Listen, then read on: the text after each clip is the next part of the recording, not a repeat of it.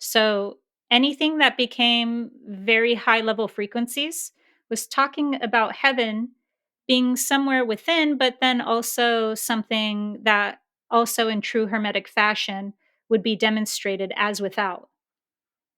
And so it's both. The kingdom of heaven is within, it is the heart. But that said, there's also a literal dimension where heaven would reside. And heaven would be that that dimension of what we know as the fifth dimension. I call it fifth density, but that is the gateway. So the gateway to the higher dimensions and the gateway to the lower dimensions is the fifth density point or the fifth dimension. I'll just say dimension since people call it dimensions. So the kingdom of heaven is that unity consciousness that is experienced at the fifth dimension.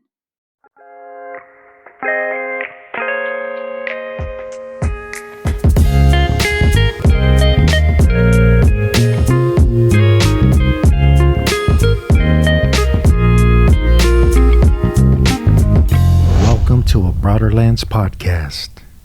The opinions expressed on Broaderlenspodcast are those of the guest speakers and do not necessarily reflect the views of the host or Broaderlenspodcast. Sarah, aka the Alchemist, welcome to the show. Thank you for having me. Yeah, thank you for coming on. I really appreciate it. And I'm excited. When I first heard about your page, I was like, "Holy crap, she's awesome!" And yeah, so thank you. I wanted to see if you can walk us through your life, maybe to what happened. Were you always this way, or did you have some kind of awakening, or maybe the awakening process? I don't know. Maybe you can walk us in to exactly how you were brought up and what got you to this point, if you don't mind. Yeah, absolutely. So, if you're asking if I was always weird, yes, I was always weird.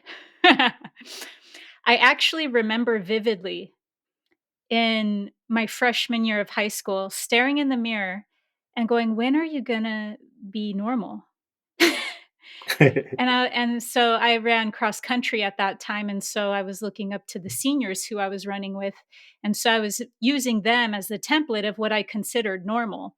And I remember going like, "Yeah, don't worry, it's just when you get to your senior year, then everything's gonna level out and you're gonna be normal."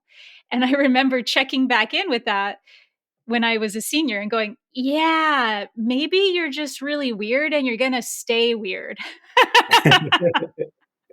So I was always weird. I was always different, even as a child. You know, my sister, um, and so me and my sister, yeah, we don't even look alike. Like we're so different.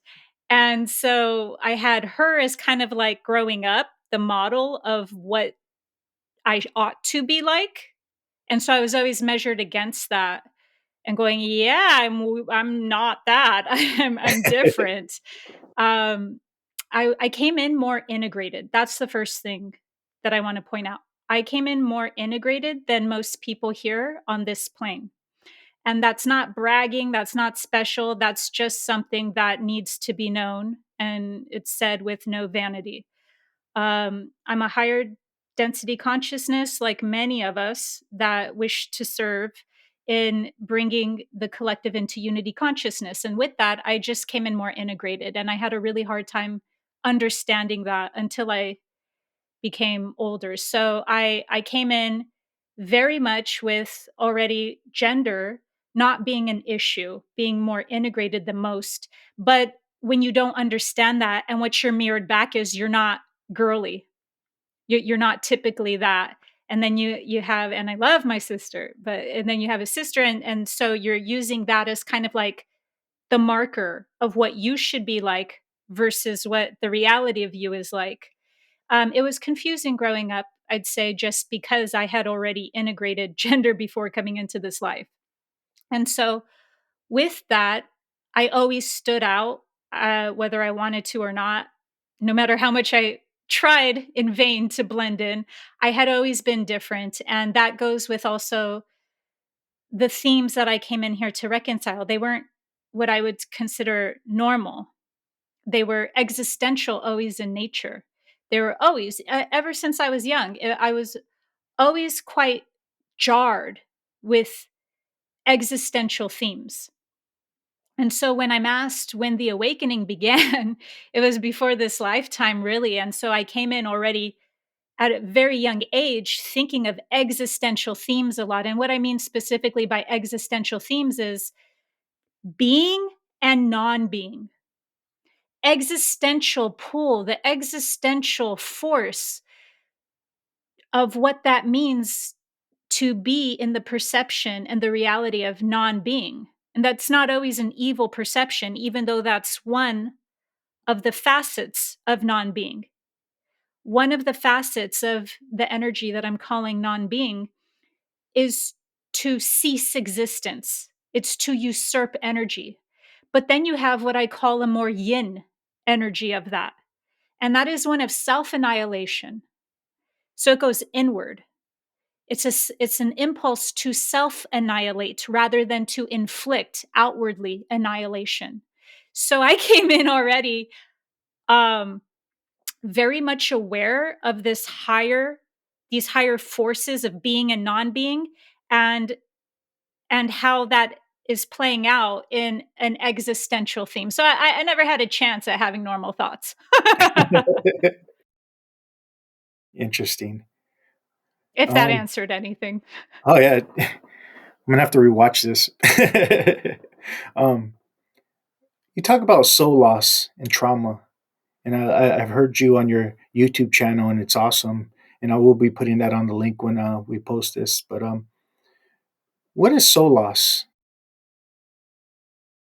Great question. So, soul loss is when the body, mind, spirit has incurred so much trauma that it cannot process it.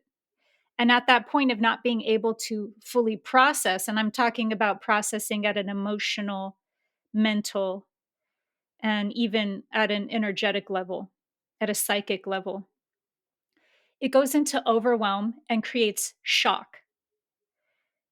Shock in and of itself is such a fascinating and really important concept. But when the body, mind, spirit goes into shock, the result of that is disconnection, or what's known as fragmentation. And so, what that creates is dissonance. Dissonance is the opposite of coherency. In coherency, there's a unification. And that unification we can just call healing. One hand is aware of the other hand. There's a unification. They're aware of one another and they're communicating together. That's what I'm calling coherency. Coherency is, oh, we're unified and we're communicating. Soul loss would produce the opposite of that. When you go into shock, there's a disconnect. When that disconnect happens, now they're operating either without knowledge of one another, as completely separate entities from one another, as disconnected. And when that happens, what we see is a lot of, in so many different forms, but on a mental level, it would be cognitive dissonance. See that all the time. But then on an emotional level, that can be experienced as so many different things, but let's just sum this up as a sensation of numbness. Numbness is a result of that paralysis.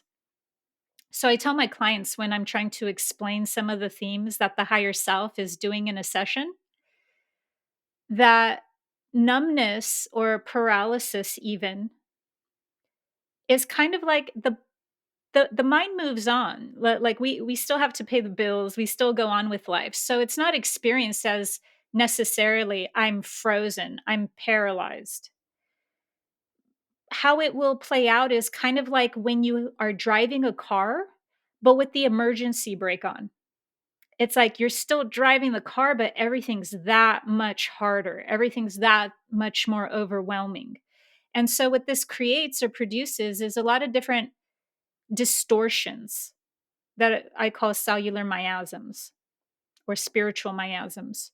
And those spiritual miasms are different distortions of how that soul loss gets carried on through our lineage. So, for instance, one lineage might have a very strong dominance towards the emotional temperament of rage. And that is a manifestation of severe forms of trauma that created severe forms of soul loss. But another lineage, it may express different. It might not be rage. It might be another theme that's still of fragmentation and trauma, but there was a more dominant emotional temperament that came through that lineage, through those spiritual miasms. Yeah, thank you. So, how do you connect addiction? I know a lot of times in the 12-step communities, they call it a disease and all that stuff, but I think it's more of just trauma and needing to numb yourself and to cope with life in the present. Yeah, so it's funny because I have such a different perception of addiction than the context that it's normally regarded as. I view everyone in the human form as expressing an addiction, and not because I find the human form to be less than or physicality to be wrong, but because of the way that this dimension is currently manifested, if that makes sense. And so, like, for instance, I shared a meme the other day. It said, addiction is just another word for samsara. And I was not even operating at the level of 12-step program, meaning addicts, when I made that meme. And then some people came in the comments and they said, like, yeah, you're right. I'm an addict and stuff like that. And I felt like saying, well, we're all addicts. And then I went, oh, yeah, people are taking this literal. I get it. Like, but then you had the majority of my audience understand exactly what I meant. So I really love that. And so they knew, they were like, yeah, we're addicts. And they weren't actually traditional, what we would consider addicts, but they're like me, and at that level, you can own anything and everything and see things from that larger picture and go, "Oh yeah, I'm totally an addict." So it was still received, but it's funny because when you're speaking about addiction, I don't even take it from that level, but yeah, I definitely validate and honor that level. And so when it comes to that, there is absolutely um a redemption arc, a story arc to that, and it catapults us. It's even sometimes the best pathway for a soul's growth. And so from that level, I really love that Oscar Wilde meme that says, or that saying, every sinner has a future and every saint has a past. Because that's what addiction at that level, when we're getting microcosm at the 12-step program, that's how I perceive addiction at that point. It's like, okay, this is a chapter in your story. A lot of people don't perceive it that way because they're so entrenched in the third density attachment to the human identity, the pain body, all of their neurosis, all of their um, all of their spiritual miasms, that they're so attached to that level that they actually would need to consider themselves in this lifetime the identity of an addict and go down fully that path. But I don't believe that that's everyone's who's experiencing addiction at this level that we're talking about it now, and the 12-step program and all of the enriching and beautiful teachings that come from that. I used to judge a lot. Used to judge all the time. I had an opinion about everything, I had judgment about everything. And the more you awaken, the more you try your hardest almost without knowing it to hold on to opinions and to hold on to things, and you start just going, wait, maybe it's okay to not always have such a strong opinion about something. Maybe it's okay to not be in judgment. That's actually a milestone of awakening. But back when I had very strong judgments, I guess for some reason, who knows why, I had an issue with 12 steps. And I had learned from a family member who's very close to me that process. And when she was telling me about that process that she was going through, I was like, "Oh, wow. This is just like another paradigm of growth." I just viewed it like I went down a mystery school path, but this is just another path. It's not like people aren't learning valuable information and spiritual knowledge through that. Of course, you always run into the risk of taking things very literal and dropping the frequency of these concepts of a higher power, but you see that not only with addiction, you see that with religion and everything mainstream anyways, so Yeah, I actually that was part of my journey, and at first I was upset for a while when I had when I got to see how limiting stuff was and the dogmas and within the community. But eventually, I got to get to a point where I'm just grateful because that's what I needed at that time. But I had to detach from the limiting belief systems that something's always wrong with you. You're never cured. All you have is a daily reprieve, and reprieve means delay from impending punishment. This disease is doing push-ups in the parking lot. All that kind of wrong misunderstanding is very limiting. And there's even a saying in the 12-step community. Um, AA is like the mafia. If you leave, you die, and that's dangerous. That's very dangerous. So I had to walk away from that because I no longer could be authentic or speak outside of the box. So I had to, I got kind of crucified for that kind of stuff. So I had to walk away from it because it was no longer healthy. But with gratitude, sure, it served its purpose, but I no longer need it. So. yeah, totally. And I was even telling my close relative who was going through that at the time, okay, yeah, you'll need to stay away from alcohol now and for probably a good while, a strong minute, but you're really going to identify as being an addict your whole life and never trust yourself to have a drink ever again. She couldn't fathom that at the time, and now she totally can. And the funny thing is I don't even promote liquor or alcohol. That's not the point.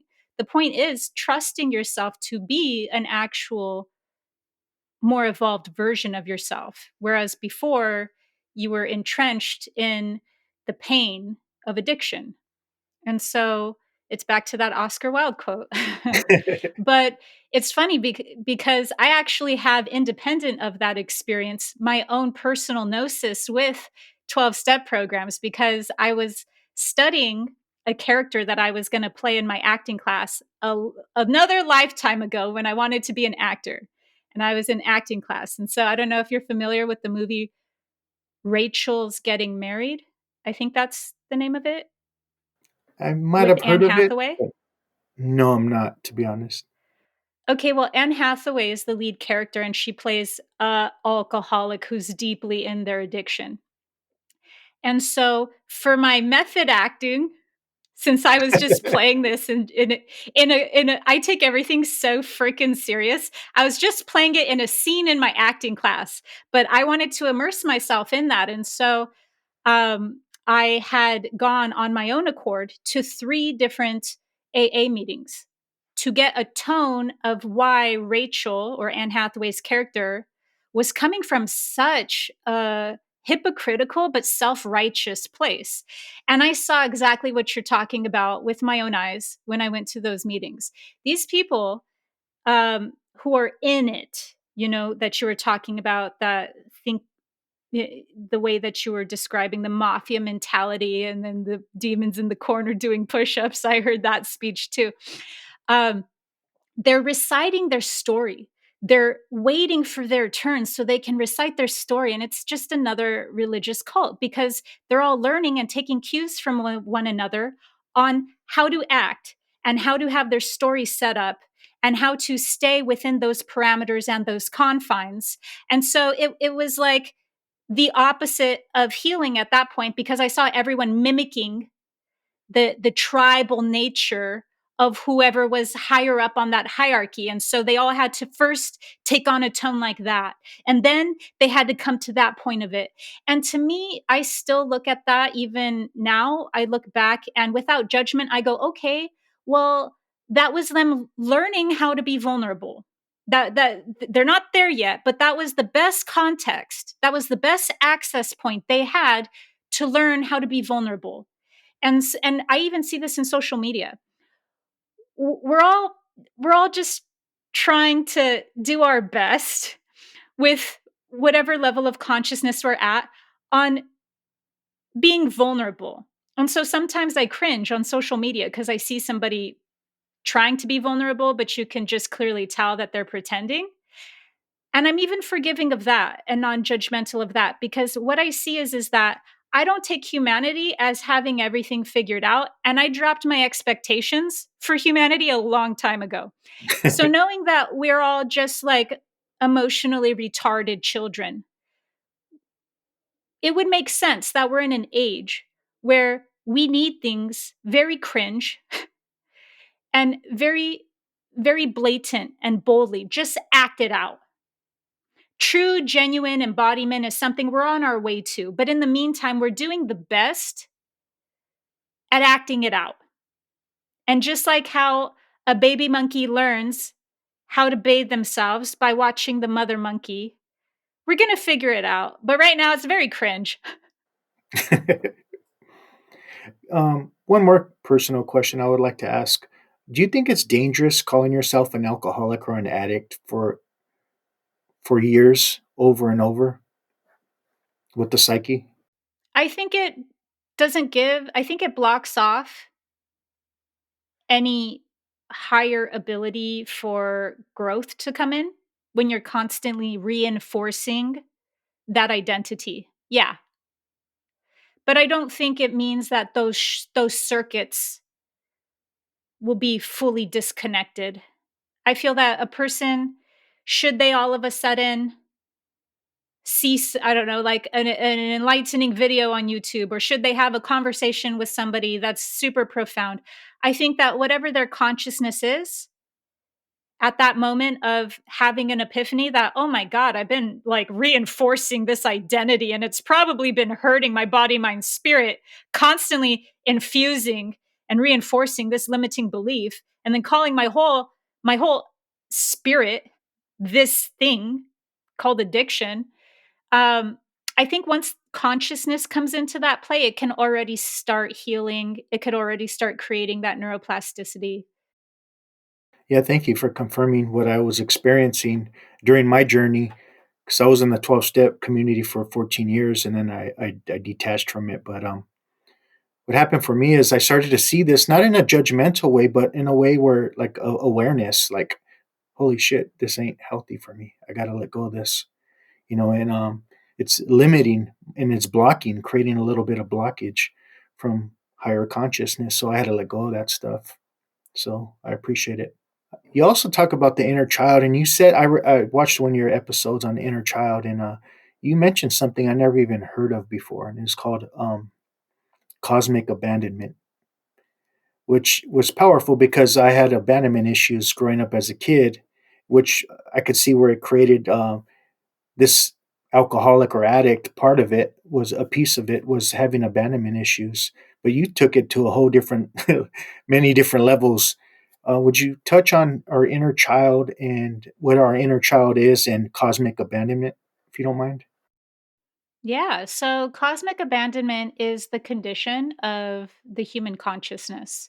So even if a person was never abandoned and they had two emotionally available parents, they will still have deep within the recess of their psyche cosmic abandonment because that is the condition of the human consciousness. So what that means is that, well, actually, it comes from a few angles because how Masonic thought and even mystery school hermetic teachings, and really just ancient teachings that are being revived in the new age right now in general, they're all centralized around this theme of humanity being some engineered race that was then abandoned by their creators. That's not where I'm coming from. That's just a very strong narrative that's very deep inside this age, and it's very deep inside, as I said, Masonic thought and Hermetic thought. And I used to think that too when I was taught that, and I have grown out of that really ridiculous belief system that we're this engineered race that we needed to mine gold and precious metals for this other alien creator race. That's just absolute nonsense once you get to a certain level of spiritual awakening. But that is a very strong narrative that is pretty much taken over the thought forms. And so that is where this stems of the origins of cosmic abandonment, where it comes to we were an engineered race that was then left behind. And due to that, we have deep within us this wounded abandonment from knowing at a body, mind, spirit level that we were at one point created and then abandoned. Now, what I have in common, what I agree with at least in that theme is that yeah, we all have what we would consider an abandonment issue that's of a cosmic nature, but I don't view it through that inland Enki type narrative. I view it more through the sense of abandonment from the light, which is what I see also very strongly intertwined with the worship gene that has taken over humanity.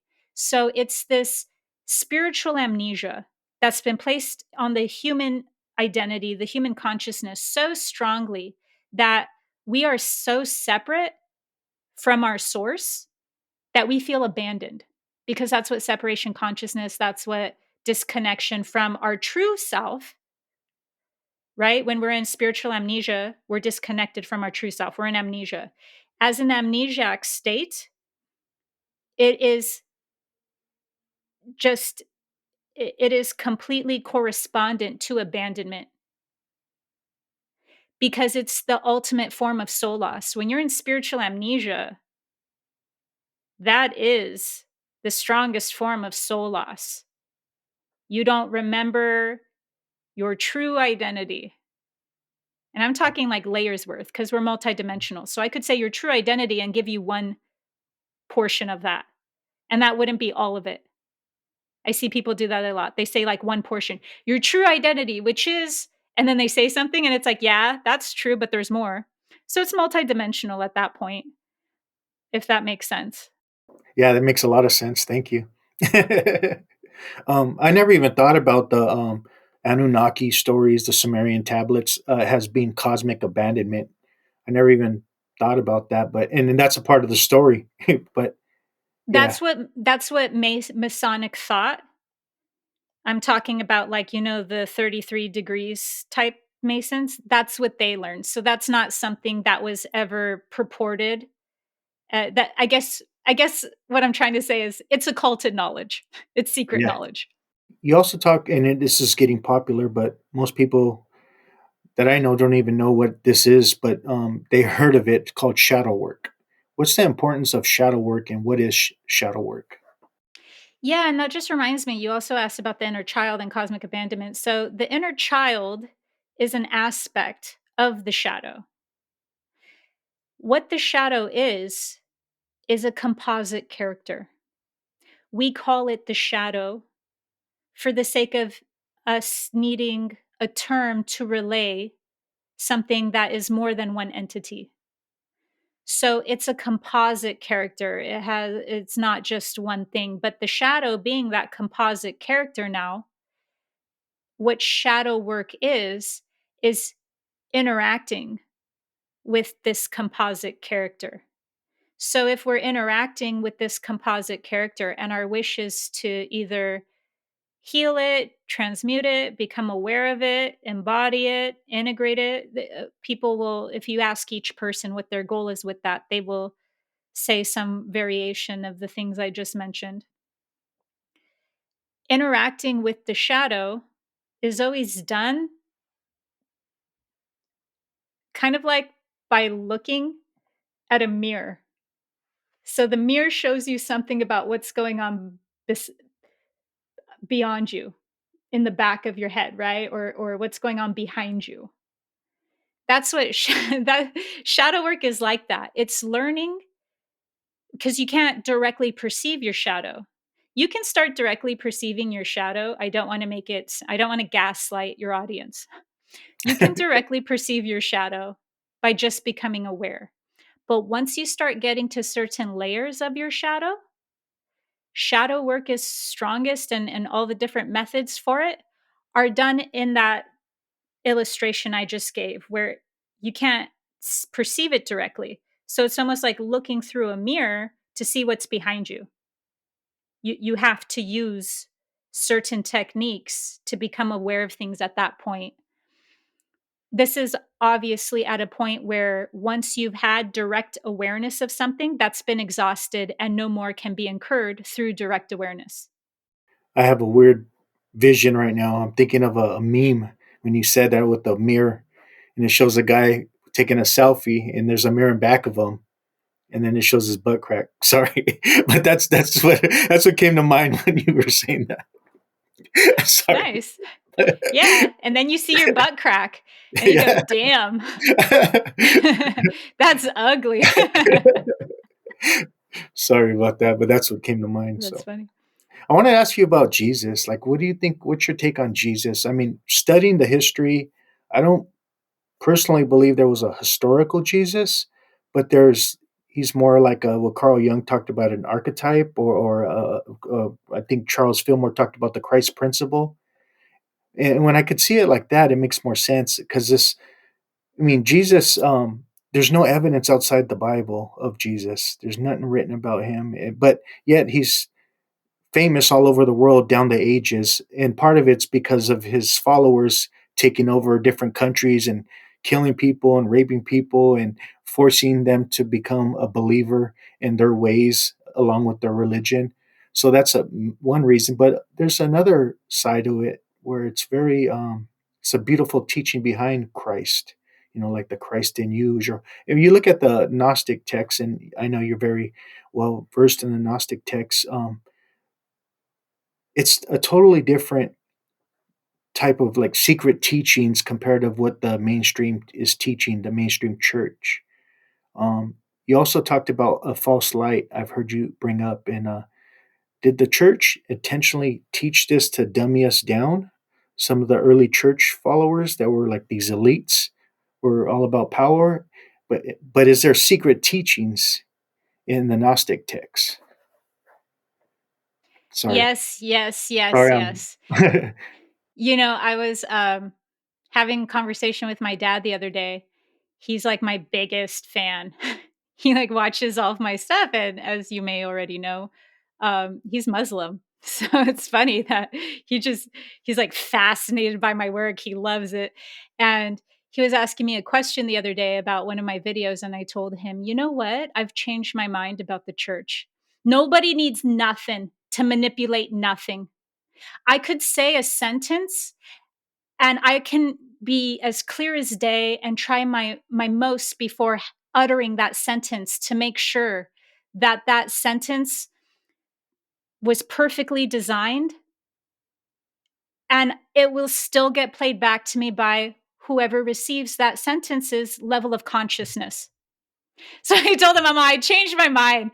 The Council of Nicaea, all of the powers that were, all the Catholic Church, the power structures, they didn't need to do jack shit, yeah, because all all anyone needs to do is just receive a teaching at their level of consciousness rather than try their darndest with their own given capacities to rise to the level of the teaching. That's what I've always done.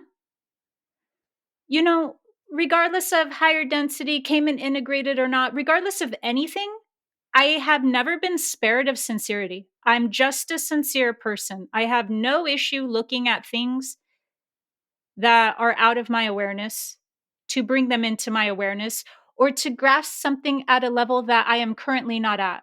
I've always been a reacher. And I never make a teaching come down to my level. I always try to go up to its level. So what I've noticed is that many people, I'm not saying everyone, that would not be true. Many people just take a teaching and turn it into however they are. And so yeah, structures at play that are behind the scenes manipulating mankind, but who needs any of that when you got a supreme ego running the show? Okay, now that I gave you that, back to Jesus. I actually don't believe there was a for sure, like, this is Jesus, he lived here, he walked this. I believe it was all the spiritual master of Yeshua. The spiritual master of Yeshua is the awakened heart center, and I very much believe in Yeshua, our awakened heart center. Yeshua is a principle, a spiritual principle of the awakened heart center. He is the he is the archetype of the rectifier. There's nothing more alchemical than Yeshua. Yeshua is the furnace of the awakened heart center, which everything in alchemical terminology has to become rectified through, and is that crucible of alchemy, of spiritual alchemy, that then laboratory alchemy paints in all these different ways to create that philosopher's stone. Yeshua is that fire, that awakened heart center of that. And so that's also in alignment with esotericism, theosophy. Gnosticism's got a few different threads going on, but that's also in alignment with Gnosticism. Yeah. So in Gnosticism, Yeshua in human form, or not as the awakened heart center, but Yeshua would be the holy savior that awakens everyone to their true divine nature. It's not an entity that literally told people he is the son of man. And so because of that, I teach people at whatever level they're at. I don't tell people, hey, there was no Jesus. If people believe in Jesus and they're going to have a block to understanding the esoteric meaning of Jesus, if I say to them there was no Jesus, I don't wish to serve by being so ultimatum. I wish to serve by helping wherever a person's at, if that is within my bandwidth. There's some things that I'm not holding space for. They would need to go to another spiritual teacher, and that's all fine and well. I'm currently holding space for 8 different groups of consciousness. So 8 group consciousnesses. And if a person is in a group consciousness that is just very exoteric in their religious beliefs and they're committed to that, that is not within where I wish to serve. And they can find spiritual teachers that are at a degree that they can resonate with. We're all operating in our sphere of influence, or what I call degrees. So, but that's not always the case. You don't always have just these really stubborn Christians. Sometimes you have Christians that are what I call um, those who see when shown. That's how Da Vinci would have described them. Or who are open to the mesoteric level of knowledge, not the esoteric level yet, but the mesoteric. And I'm not saying that this level of Christians are in the mesoteric level. I'm saying they're open to being in the mesoteric level, and that it would actually serve their soul path to start entering the mesoteric level of knowledge. There, I'm more flexible. I do the yoga of the heart. And if they believe that there is an actual living to God, Jesus walking this earth, and they play out that narrative, I don't care. I am not worried about that. I will I will speak to them through that vessel, through that, because it's not out of alignment with me. I'm not out of integrity leaning there. I'd be out of integrity if I absolutely thought everything was just a lie, and now I need to trick people. But there's a yoga of the heart, and I can be flexible enough to meet that. And so when it comes to my personal beliefs, as I already stated, Jesus, just like the shadow, Jesus was a composite character. He was specifically created into base consciousness form of being one entity, because there was several operating at what we would call unity consciousness, or at this point Christ consciousness. that needed to get consolidated into just one character to hide actually that level of support and that sphere of influence that was going on at that time. But as I stated, it's more complex than that because then you have esoteric Christianity. And in esoteric Christianity, they very much believe that Jesus was an actual living being and that he had a very high level spiritual mission and that he was a high level mystic. And also, threads of Hermeticism believe that as well. So, for me, I don't get too hung up on the actual living life of Jesus. I look at the principle that Yeshua is. And that principle is always meant to awaken people from the demiurge. That's something that they all have in common. So when we look at the opposing views, which we have already, how I would balance that is by looking at the unity.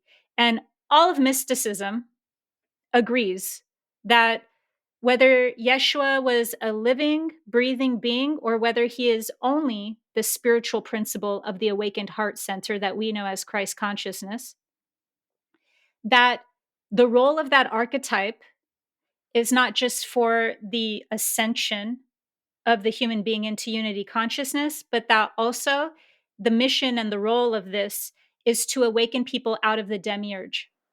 Mm. Yeah, thank you.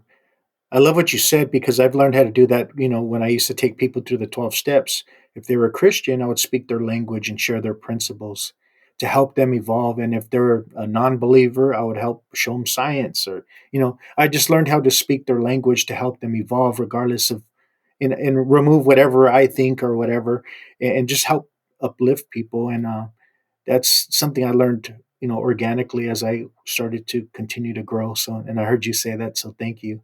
And regardless Yeah, if there that's was a, unconditional love. yeah, yeah, you're right. And I don't really hold on to beliefs too tightly. I think those can block you as well. But where was I going? I was going. Oh, Thomas, the Gospel of Thomas. The word Thomas means twin, and in the Gospel of Thomas, he talks about when you drink out of my mouth, you become just like me, which is a metaphor for is the mysteries will be revealed, or you become his twin, what you just seen. And I love how you talked about. I've heard you on other of some of your episodes that you put out. Talk about you know we often look at them, we put them on a pedestal, all these other enlightened beings, but we forget that we are that. I'm not using the exact words as you. Maybe you can touch on that, because a lot of times we put these guys up on a pedestal like the Buddha or Jesus or Krishna or whatever. And but I think they're showing us our true essence. Yeah, so they're the logos. Hmm. There will always be a logos to remind those who are ready to be reminded and awaken those who are ready to awaken in each age of their true divine nature. And so Buddha, Christ, or Yeshua, there's always some universal logos that represents the middle way. And the middle way would be within the polarity consciousness, it would be that archetype of rectifying it into true unity. That's what the middle way would represent, the unity into higher states of consciousness rather than the false light states that would be produced through polarization consciousness. You talked about. I heard you also. Because I watched a lot of your episodes and I love them. The male and the female energies, and it's even in the Gospel of Thomas, which I was grateful that you showed. When the two become one, Jesus says you enter the kingdom of heaven. What is the masculine and energy and the female energy? What are those, and how do we make those into one? Yeah, and so that's probably the strongest quote that Yeshua had ever been accredited for saying. And it's longer than that, but it really is like a blueprint. And if we're at base consciousness, and we're looking at that quote and we might not understand it, it could be taken completely out of context. Turning the two into one could be taken completely out of context. And so I do want to honor the fact that in this age, especially as I'm teaching alchemy, alchemy is the art of unification of the masculine and feminine energies within the individual, as within, so without.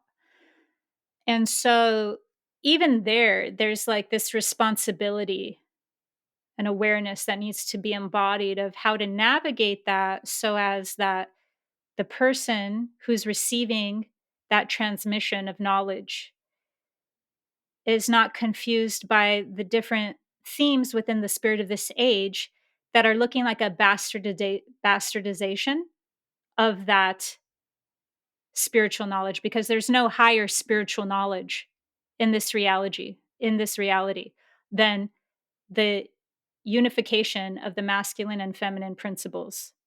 But with that, you'll always see its invertedness, just with every concept. But with that, you'll see, because this is so important, you'll see extra invertedness. Does that make sense? You'll see a lot of different things that are trying to imitate this because it's such an important concept. And so I do honor that, and I wanted to set that up first. So the masculine principle, if we go all the way back to its like most nebulous or macrocosm meaning, would be thought. It would be the construct of order, the organizing principle. It has so many different attributes and qualities to it, but the masculine principle at this level that I'm speaking to right now would be thought, and therefore the fruits of healthy thinking, which would be logic. It would be critical analysis.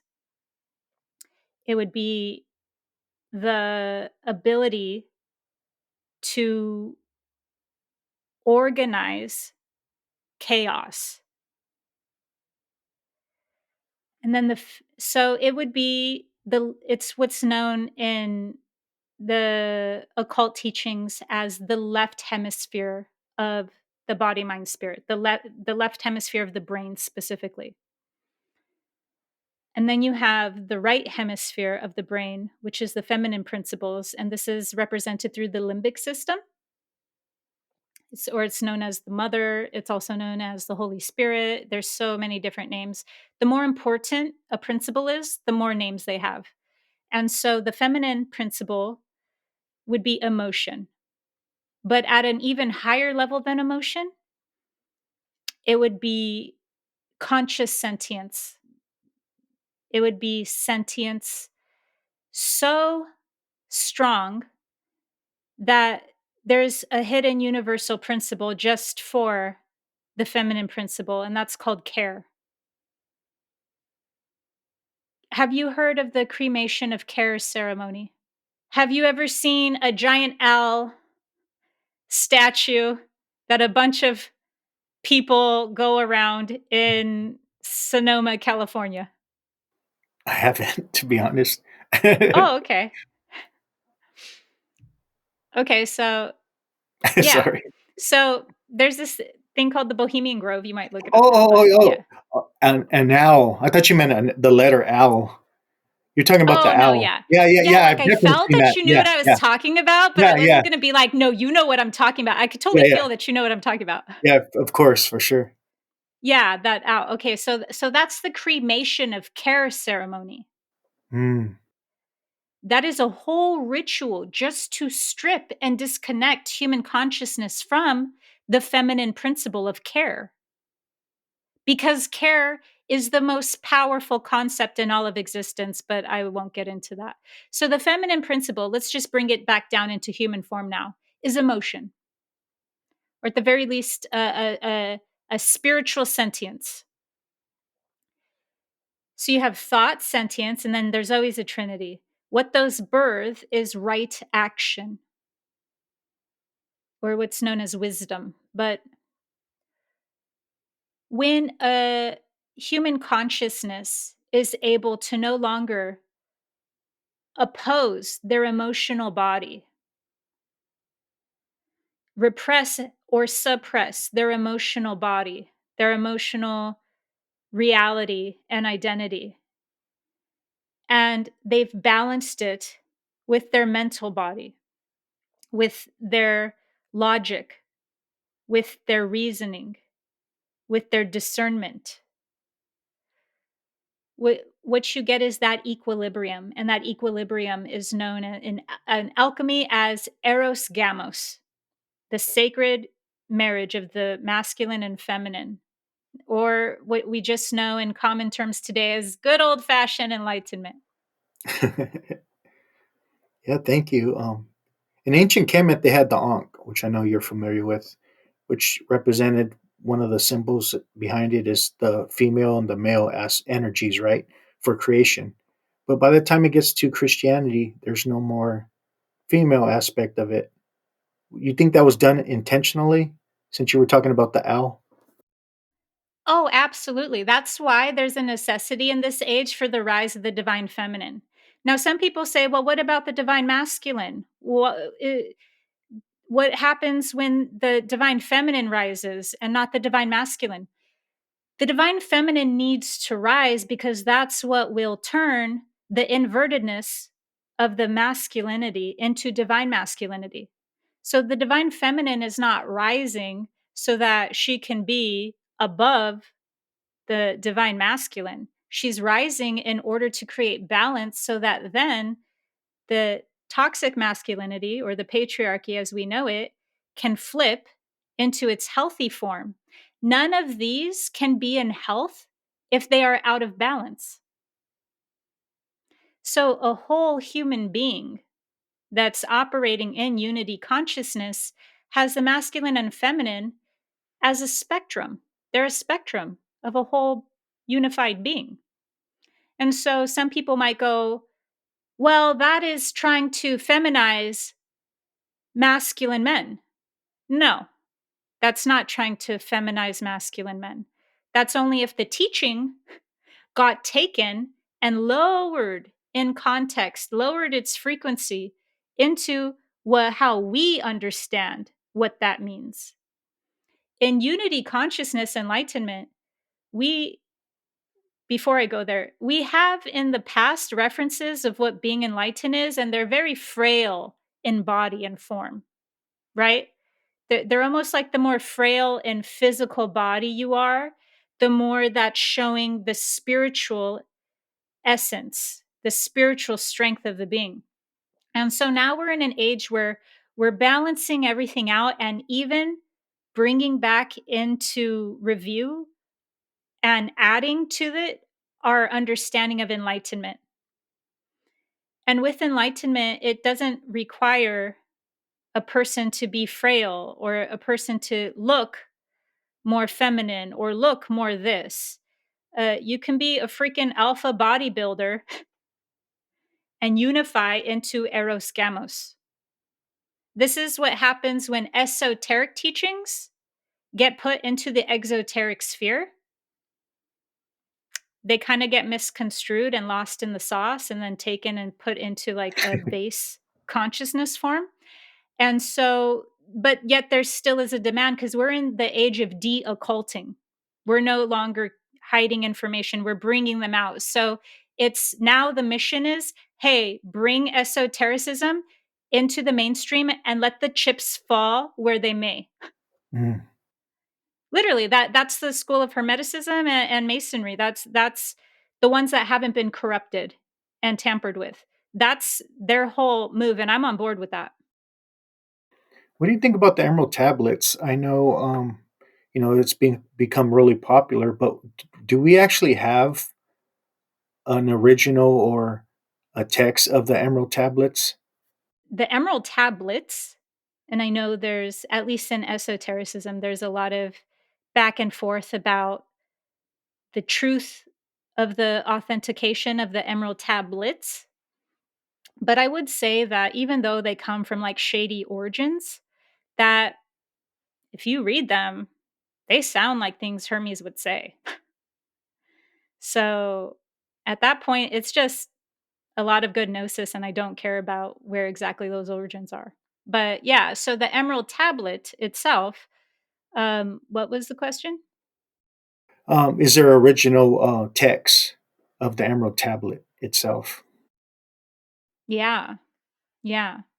And the cool thing about the Emerald Tablet is that once you see it as a key, like how there's a key on a map Hmm.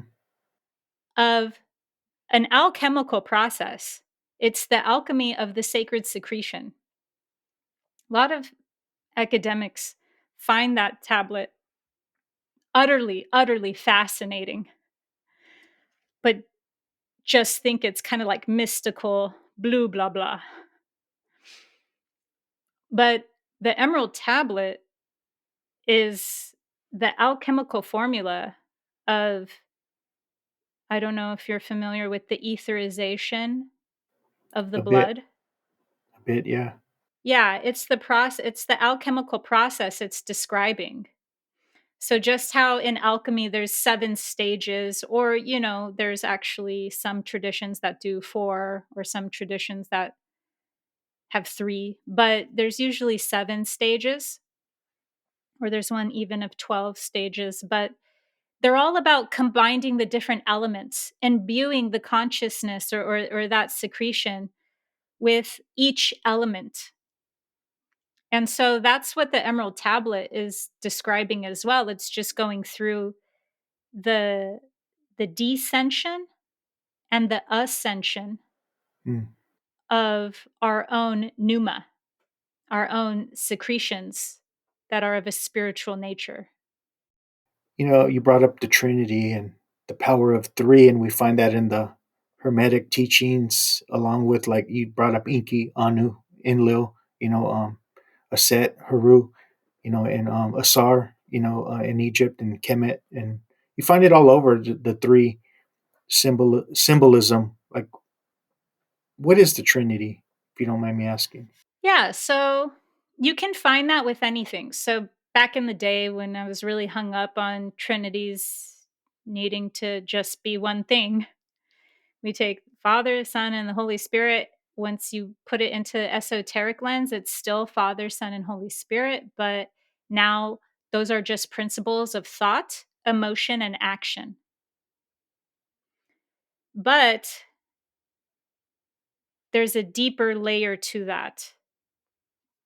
So how I would describe the Trinity is of it's a hypostatic symphony. Hypostatic meaning 3. And what that hypostatic symphony is the different aspects of source. So consciousness awoke to itself, and one aspect went, I am that I am. And we could call that aspect thought or the mental body. But that wasn't the whole story. So that's why a lot of teachings are transmitted, and it's coming from I am that I am. But there's more to that. Now we have the other part of that hypostatic symphony being the force that we know as the feminine, or the Holy Spirit, or the mother. And that is one that is deeply linked to the will. But I won't go into that at the moment. So let's just say one aspect of consciousness or source said, I am that I am, and they were thought. And then another aspect, let's say, said, I am that I am, and they were sentience. Are we going to have a war now? You got one saying, I am that I am. You got the other one saying, I am that I am, but I'm sentience. And then you have the third force. The third force is the will, or what we know as action, or what we know as the manifested. So those two create manifestation. And at this level, yeah, sure, we could call it matter. We could call it physicality. But at higher levels, there's still higher levels of action that are expressing themselves, just not as dense as we are. So there's always this trinity. And so at a certain point, what we see is that each one of these were birthed into existence that are so interdependent on the other that it's no longer, oh, first it started off here. They're actually now you're hearing different sides of the story. And that's what a lot of different spiritual channeling, not all spiritual channels, some of them just say, look, we're this group consciousness called the Pleiades. I'm Pleiadian. Um, so you'll have certain group consciousness, and they're not claiming to be the mother, or they're not claiming to be the father. But some channeled spiritual information is coming through, and if it's not a group entity, like how I just said, where it's like, look, we're the Pleiadians, they're actually coming from saying, I am the mother. And then you start seeing all these things, these transmissions created and this knowledge created from that viewpoint. And then you hear, I am the father, so I am the will. In Rosicrucian tradition, the Trinity would just be summed up. I went deep, okay? I went deeper than I needed to on purpose. But in Rosicrucian tradition, it would just be summed up as the will, the heart, and the mind. So that would be the original Trinity. How I brought it into that higher level of thought, sentience, and will, or manifest, that's just of my own accord based on my own synthesis of my own gnosis. And that's where I think there's a large clash when it comes to people's understanding of consciousness in general or of higher power in general. It's this lack of understanding that the three are the one. Even in Hermeticism, Hermeticism got turned into philosophy, and it was not philosophical. It got turned into philosophy, and the translations of even the Hermetica. Hermetic texts just got translated in a very base way where it lost its true essence. And now there are some fabulous professors and scholars who are restoring it back into what Hermetic thought really was, what they were truly transmitting. And they have even discovered that when we were talking about the universe being mind, are you familiar with how Hermeticism says the universe is mental? It Mhm. is mind. Mind is nous. We're even discovering now through academia, go fig, that mind was not at all an accurate translation of what Hermeticism was calling nous. They're saying now that mind was just the term that was used because everything in Hermeticism got turned into philosophy. So it made sense, mind. Hermeticism was actually calling nous light, saying the universe is light, not the universe is mind. There's a big difference here because we've been overvaluing the masculine principle and turning all forms of spiritual knowledge, whether they're mainstream or whether they're not mainstream, into fitting this masculine approach to how we see the universe, how we see consciousness. So, has the feminine principle been purposely stripped out of our collective awareness? Hell yeah, because of its power, because of its unification. And if we were in an age where the masculine was stripped out of its power, and the feminine was overvalued, you'd hear the same thing come out of my mouth. You would hear the masculine has been stripped and needs to come into balance. Because you're being spiritually honest, and I appreciate that. Thank you for verifying that because I always felt like it didn't mean mind. I thought I replaced it with consciousness, which is light. For me, that's how I seen it. So you saying that helps verify what I was feeling at the time of when I first started to read that. So thank you. Um, and I know we're running out of time, so I'll ask you a couple of quick questions. Um, Yahweh.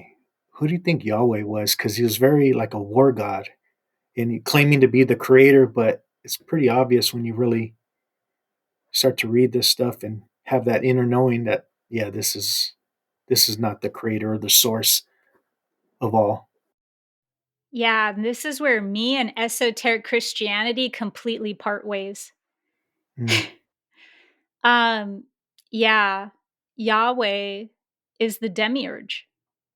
And is the demiurge negative? Is it positive? Is it in between? Yahweh is the demiurge when the demiurge is in its negative expression. mm, There's nothing light about Yahweh except that Yahweh is the false light.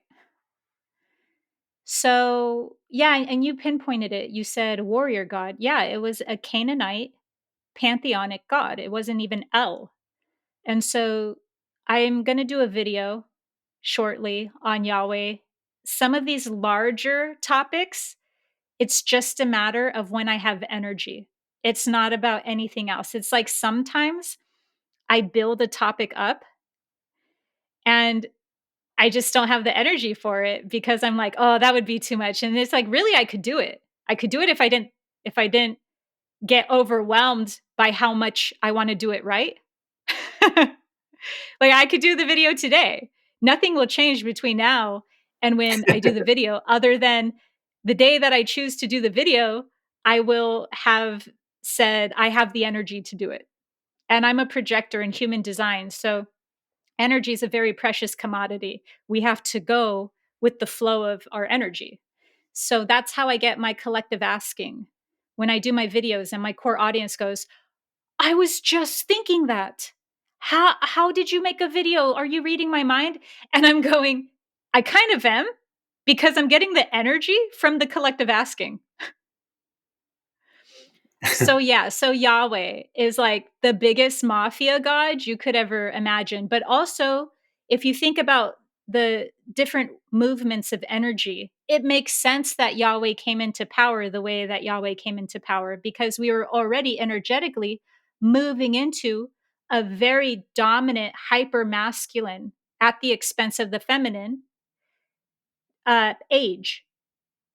So it wasn't that a lot of times things like this become chicken or the egg where it's like Yahweh's why we're like this. Yes, but also we were moving into this level of imbalance anyways. And that's how the character, the entity of Yahweh was a vibrational match to all of the opportunities that lined up for him to become El Jefe.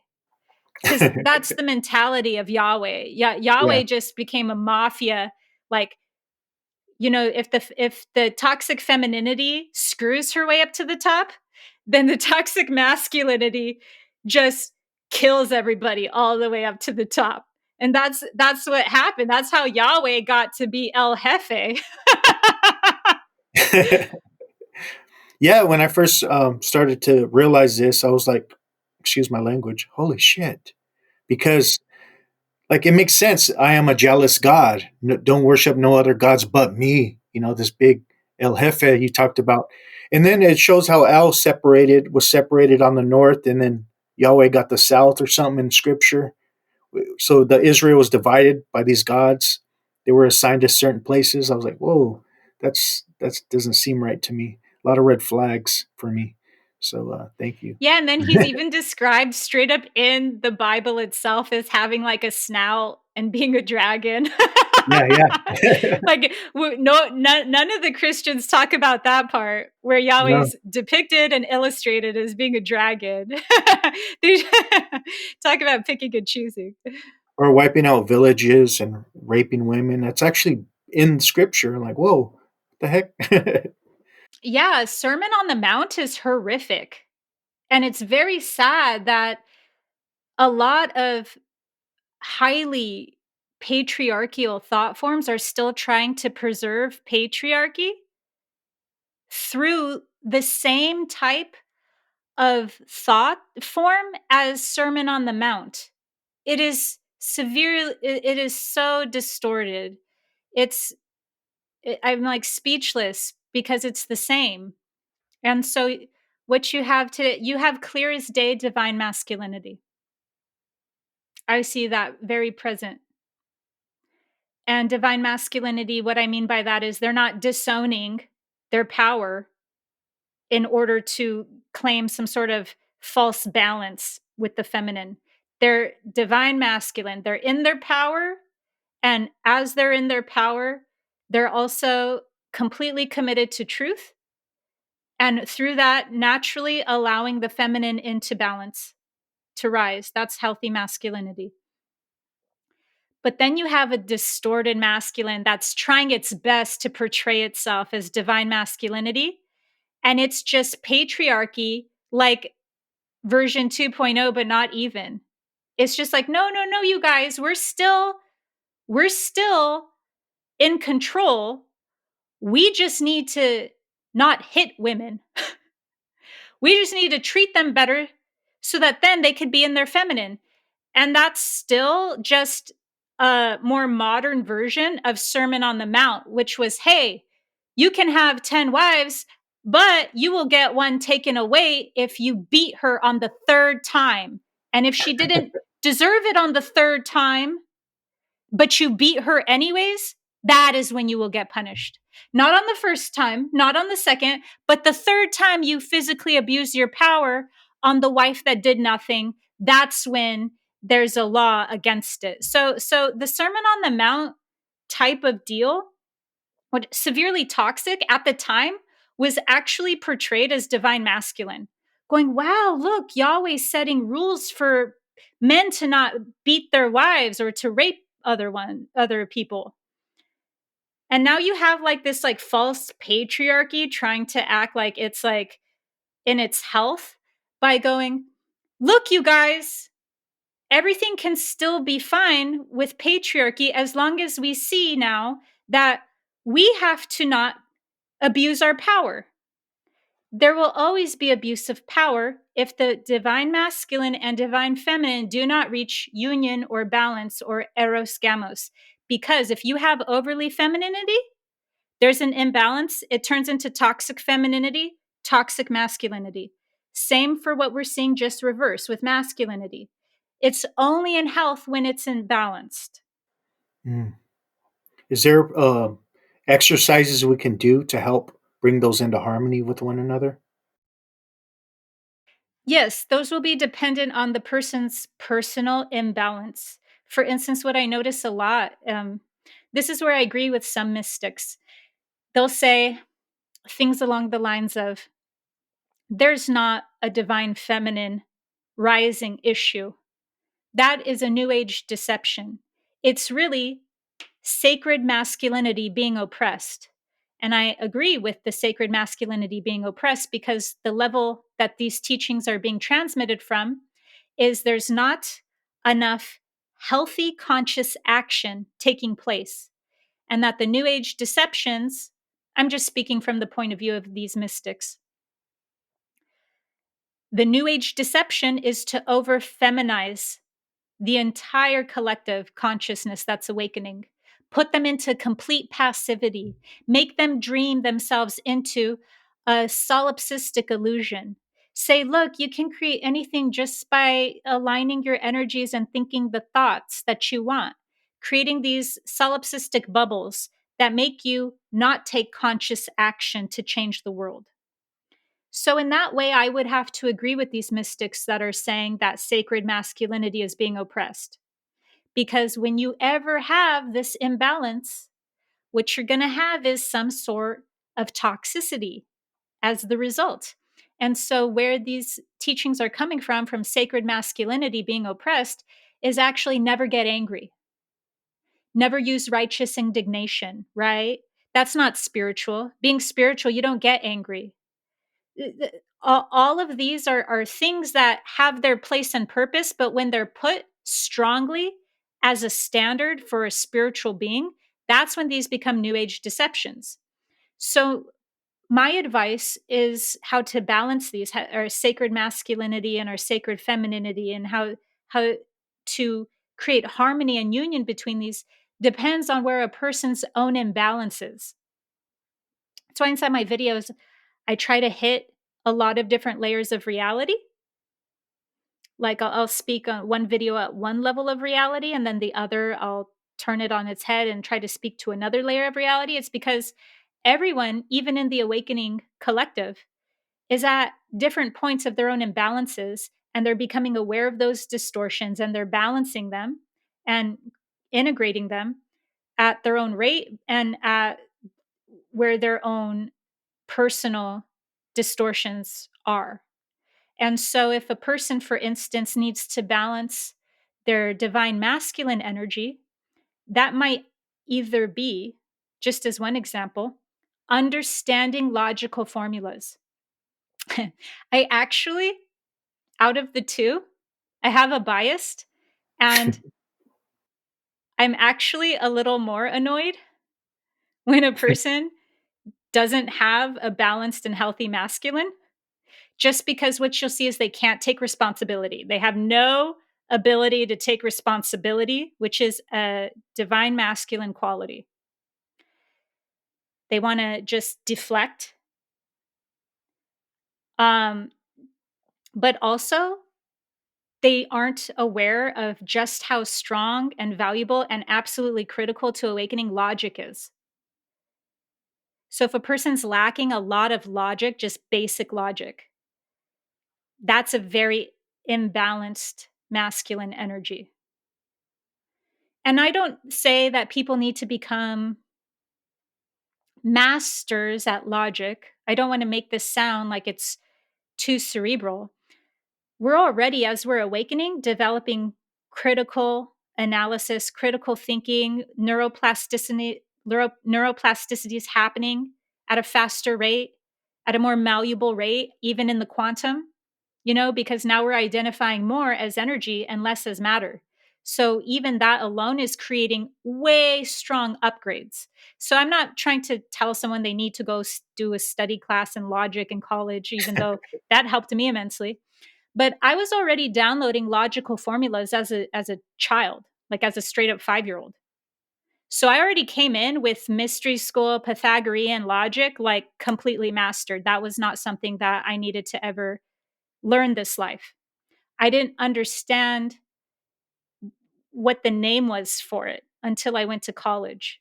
When I went to college, I went, oh, those are called logical formulas. I was downloading them when I was 5. So if a person feels like they're too lost in the sauce of their own mind, of their own world, of the new age, even of the old age, that is an imbalance in the feminine. So at that point, they would need to balance their critical thinking.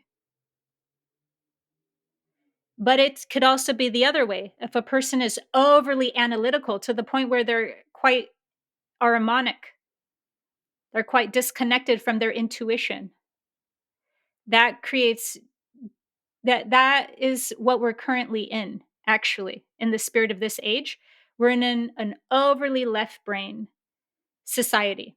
Even though inside our personal circles and our personal communities, we might be balanced or overbalanced in the right brain.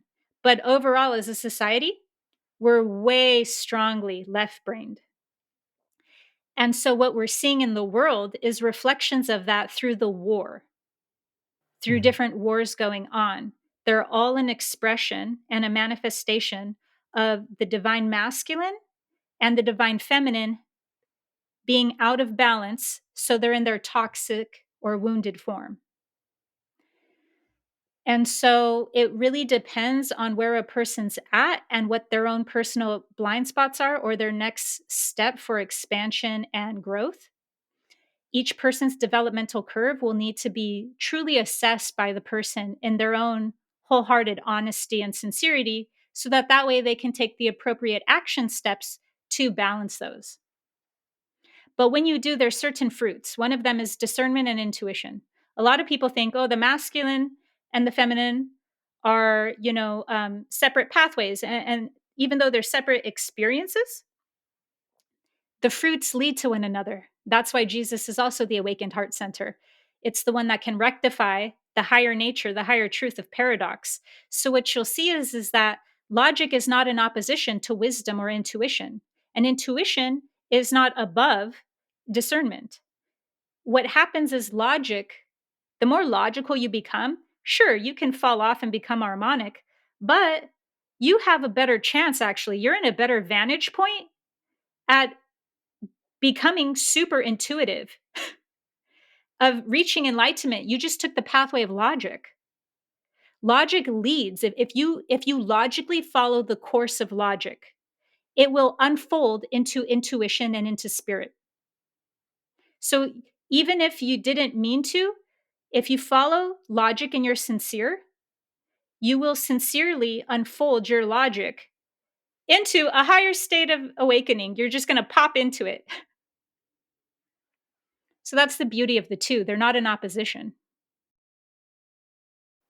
I love it. Thank you. I appreciate it. I know we're running out of time. We've been on for a while, but my last question is the kingdom of heaven. I know your sister really well, and you talked about I've heard you talk about, you brought up your dad being a Muslim, and I was just talking to your sister beforehand, and I told her I was going to use this, but she talked about worrying as a little kid how everyone's going to go to heaven because your mom was Catholic and your father was a Muslim, and I thought that was cute as a young little girl thinking about her family and how we're all going to go to heaven. But and I think that's traumatizing for me looking back as a little boy, seeing Jesus crucified and someone telling me he died for you because you ain't good enough, you're a sinner. Now you can go to heaven. I don't know, I was just confused about the whole belief system. But what is the kingdom of heaven? So the kingdom of heaven would be the unity consciousness. Different bandwidths of frequency are what we call dimensions. There's different dimensions or bandwidths that have different levels of what we would consider heaven.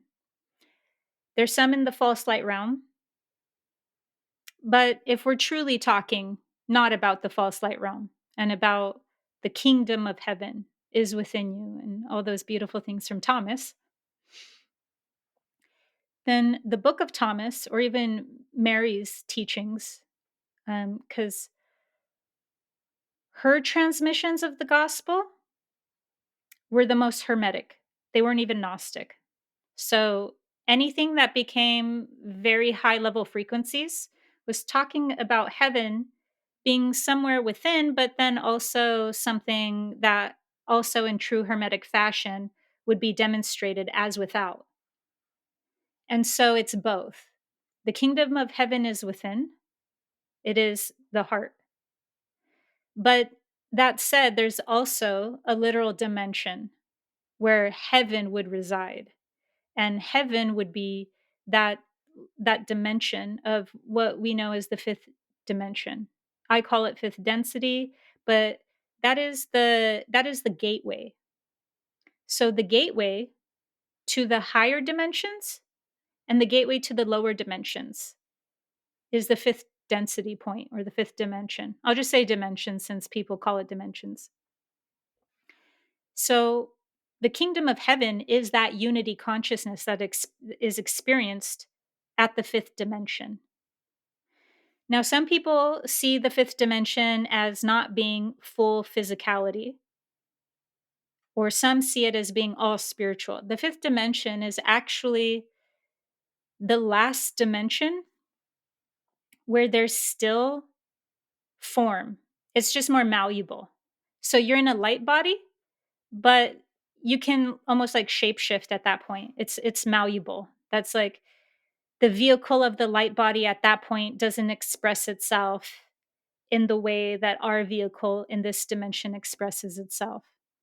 And so we can take this concept of the kingdom of heaven and translate it even into higher dimensions than the fifth dimension when we talk about what is the kingdom of heaven. But it's the heart, because the heart is also the hardware, shall we say, the software and the hardware within the spiritual vessel of our being that can time travel. So the kingdom of heaven is literally within because the heart is the portal. So it can travel. And so at that point, now it's just a matter of, oh, okay, what dimension of heaven does your consciousness want to integrate into? Because at that point, even when we talk about like the fifth dimension and how we're shifting to the fifth dimension, and I'm all about that because once again, I'm not relaying the majority of my knowledge from my level of knowledge. I'm relaying it, my level of knowledge, meeting people at their level, wherever that might be. So for me, I don't see it as shifting. I see it as we're reintegrating that aspect. We're already in the fifth density or the fifth dimension. But who cares, like semantics, right? Like I care about the usefulness of language, not getting all Luciferian about everything and solipsistic. So saying shifting to the fifth dimension is all fine and well, not a freaking problem. So shifting to the fifth dimension is still the knowledge and awareness that we already reside and exist there. But now we're shifting our focus, shall we say, or we're going through some sort of process to connect there. And so the heart center is how we connect with any of the kingdom of heaven. And it would just be a matter of our frequency connecting, attuning with that level of consciousness, or what I'm calling that dimension. Thank you very much. I really appreciate it. And I appreciate your time and your willingness to come on. And I'd like to say thank you and weird mustache. Weird mistake.